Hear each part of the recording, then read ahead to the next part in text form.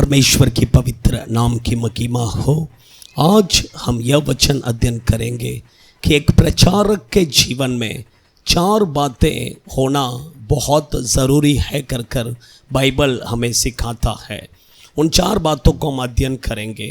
पहला, रोमियो की पत्री दूसरा अध्याय 21वां वचन पर लिखा है कि अंत क्या तू जो दूसरों को सिखाता है अपने आप को नहीं सिखाता?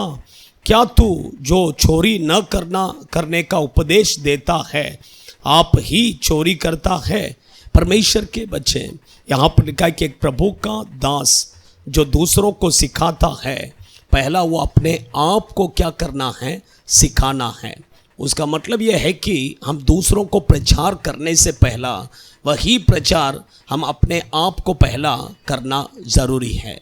दूसरा, पहला कुरिन्थियों की किताब 9वां अध्याय 27वां वचन में लिखा है कि परंतु मैं अपने देह को मारता कूटता और वंश में लाता हूँ, ऐसा न हो कि औरों को प्रचार करके मैं आप ही किसी रीति से निकम्मा ठहरूं।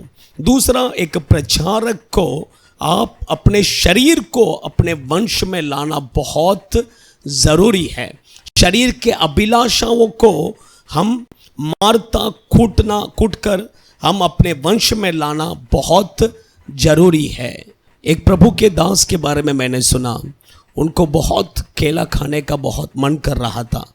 तब उन्होंने दुकान पर गया, केला लिया और केले को छिलटा खाया और केले को कचरे के डब्बा में फेंक दिया, क्योंकि उनके मन में जो लालच आ रहा था वो केले के ऊपर, उस लालच को नष्ट करने के लिए उन्होंने ऐसा किया। परमेश्वर के बच्चे, हम भी हमारे शरीर के लालसाओं को हम अपने शरीर को अपने वंश में लाना है, वही प्रभु का सेवक है। तीसरा, मत्ती सुसमाचार के किताब 9वां अध्याय उसका 11वां वचन में लिखा है कि यह देखकर फरीसियों ने उसके चेलों से कहा, तुम्हारा गुरु महसूल लेने वालों और पापियों के साथ क्यों खाता है? तीसरा यह है कि यह वचन यह कहता है कि हम सब लोगों से प्रेम करना चाहिए।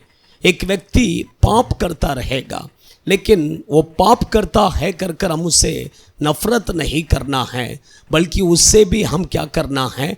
प्रेम करना चाहिए। यही परमेश्वर का वचन हमें सिखाता है। चौथा, यूहन्ना के किताब 13वां अध्याय उसका 14वां वचन में लिखा है, यदि मैंने प्रभु और गुरु होकर तुम्हारे पाँव धोए तो तुम्हें भी एक दूसरे के पाँव धोना चाहिए।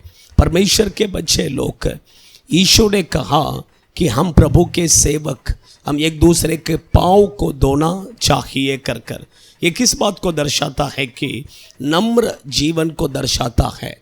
पैर धोने का मतलब एक व्यक्ति के शरीर में सबसे निचली बात यह है कि पैर, उसके नीचे कुछ भी नहीं है।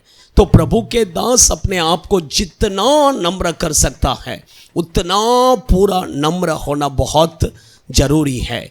यही ये चार पॉइंट जिसके जीवन में है, वही है परमेश्वर का दास। और ऐसा प्रचारकों के जीवन में ये चार बातें होना बहुत ज़रूरी है। God bless you.